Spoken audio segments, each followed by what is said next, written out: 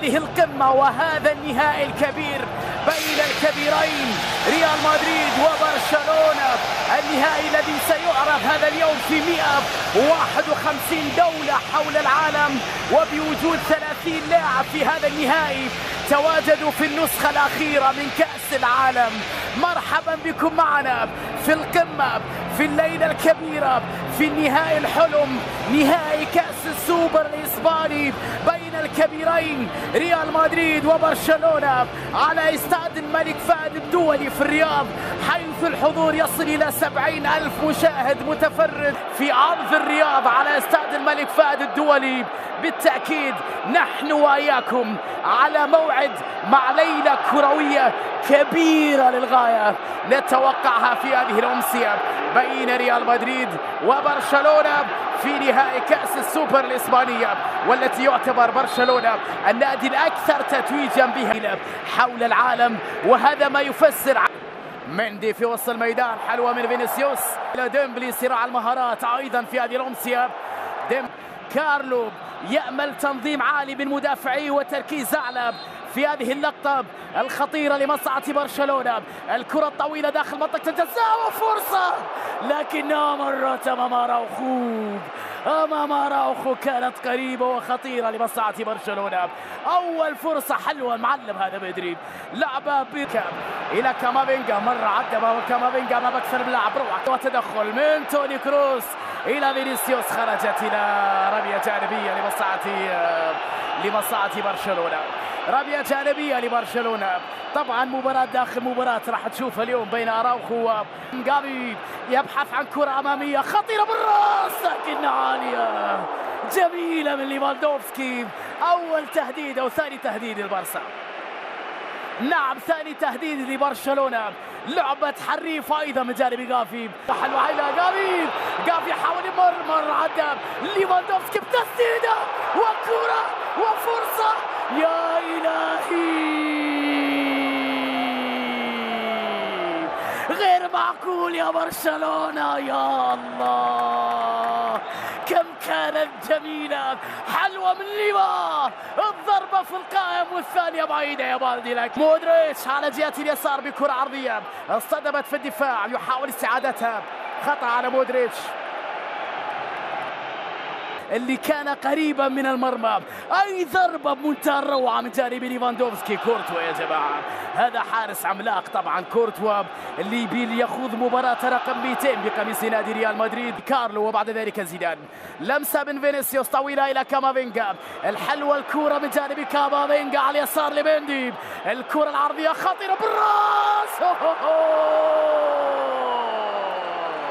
يا الله جميلة من مندي، راسية كريم عدت بمحاذاة القائم، حلوة حلوة لديونج، مرة ديونج تسديدة لكن اصطدمت في الدفاع إلى بالدي بكرة لكن عدت، يا الله خطيرة اللقطة الماضية، حلوة كانت من فرانكي ديونج، لعب في دفاع ريال مدريد في اللقطة الماضية. ديونج عبث في دفاع ريال بعد أن سلم الراية كريستيانو، واليوم الكرة بعيدة تحولت إلى ركنية لمصلحة برشلونة.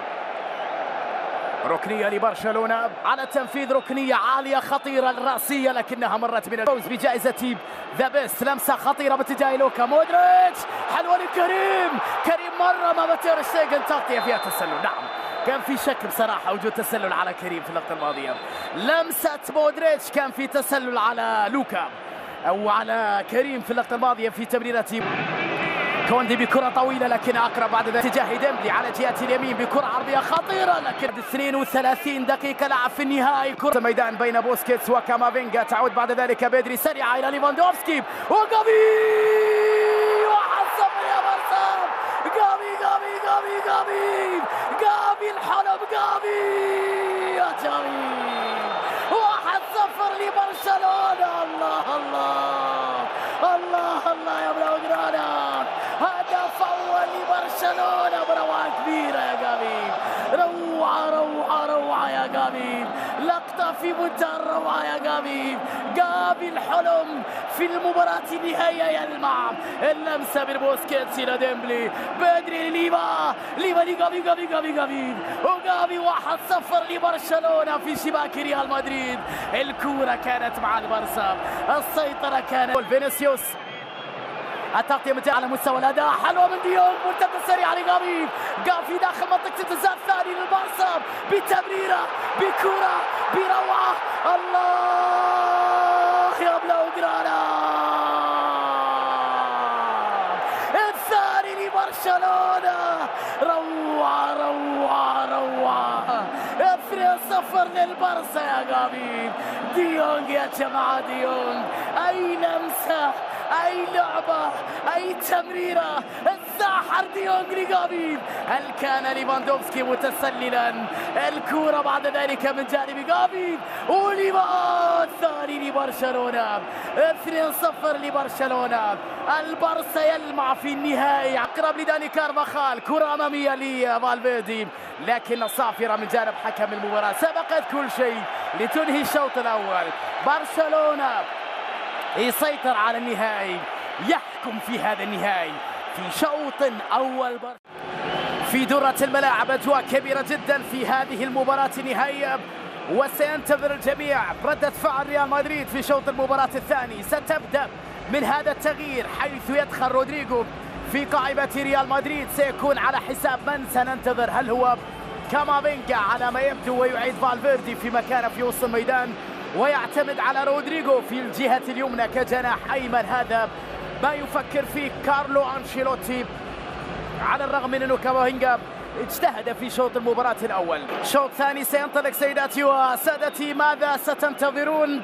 ماذا تتوقعون في الحصة الثانية من هذا الكرنفال والنهائي اللي يقام في الرياض على ملعب الملك فهد الدولي وسط هذا الحضور الجماهيري الكبير الكروية التي لا تنسى في برشلونة؟ انذار على كريستنسن، لم يكتفي بخطأ.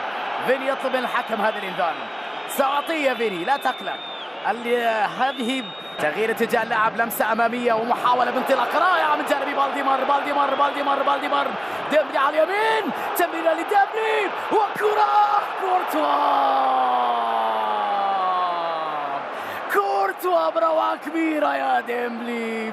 ماذا أضعت يا ديمبلي؟ حلوة من جانب بالدي بلمسة ساحرة رائعة، قطع فيها ديمبلي، حاول يمر ديمبلي بتمريرة، لكن برشلونة هي لبرشلونة. الكرة خطيرة، لكن كورتوا يتألق في اللحظة الأخيرة أمام ليفاندوفسكي. أي كرة يا بارسا، أي فرصة يا بارسا كانت مع هذه اللقطة لتوني كروس. محاولة للميرينج بكرة عرضية داخل منطقة خطيرة بالراس، لكنها عالية من روديجر، عالية جدا من روديجر. تحولت بعد ذلك إلى ضربة مرمى. أمام أراوخو، فيني يحاول التمرير لكريم بنزيما لمصعد فيني بالكعب لكريم داخل منطقة الجزاء. لك ديمبلي يحاول يمر، يحاول أمام روديجر. داني بلمسة على جهة اليسار، فيني عدى من أراوخو مرة أولى. انذار، تأخرت كثير يا فيني. على اليسار ليفا، جافي على اليسار ليفا، جافي في الجهة اليسرى، محاولة بكرة. هذا جنون يا برشلونة. الماضي لك والحاضر لك وبكرة لك يا بارسا. الله الروعة يا جافي، يا بدري، يا ليفا، يا جافي، يا بدري، يا ليفا، يا بارسا. والله اشتقنا لأيامكم، لمتعتكم، لكرتكم، لسحركم، لفكر القيام بكثير من الأشياء. توني كروس تسديدة لكن من الألماني في أحضان ألماني آخر. ليلة كبيرة جدا لبرشلونة. نعم، في هذه اللقطة اسينسيو بمحاولة تسديد كرة، لكنها سهلة فيها تير شتيغن على مستوى الكرة الإيطالية. رودريغو، حلوة جميلة. تير شتيغن عملاق في هذه اللقطة، جميلة لريال مدريد، لكن تير شتيغن يتصدى. كانت من رودريغو. الكرة بالخطأ من الدفاع، وليفاندوفسكي يلعب كرة طويلة تعثر فيها ليفا. ذكية من ليفاندوفسكي، حاول أن يخدع فيها تيبو كورتوا. أمام رافينيا، كريم يبحث عن التسديد، كرة لكنها سهلة في يد تير شتيغن. المرات اللي كان فيها كريم قريب من يعد الانتظار الصافرة النهائية. داني سيبايوس في آخر لحظة، في آخر تسديدة، وكرة من كريم، هدف جاء متأخر للغاية من جانب ريال مدريد عن طريق كريم بنزيما في آخر لحظة من أحداث هذه المباراة النهائية. ليس إلا رقم يسجل لكريم بأن سجل في مباراة برشلونة بهذه الكأس الغالية. برشلونة بطل لكأس السوبر الإسباني من أرض الرياض على استاد الملك فهد الدولي على حساب ريال مدريد وكارلو أنشيلوتي. ألف مبروك للبرسا هذا الفوز، هذا الانتصار الكبير بهذه النتيجة الكبيرة. وهاردك بالتأكيد لأنصار ريال مدريد بعد مباراة صعبة للغاية وليلة معقدة على فريق كارلو أنشيلوتي. النهاية سعيدة بعد العرض الرائع اللي قدم البرسا، المستوى الكبير بقيادة بدري وغافي وبوسكيتس وديونغ وبالدي والبقية. وبالتأكيد هذا اللقاء وهذا النهائي وهذا الفوز له فرحة بالنسبة لتشافي هرنانديز، كونها أول بطولة رسمية لتشافي مع برشلونة، وشاء القدر أن تكون على حساب الغريم التقليدي ريال مدريد وعلى أرض الرياض.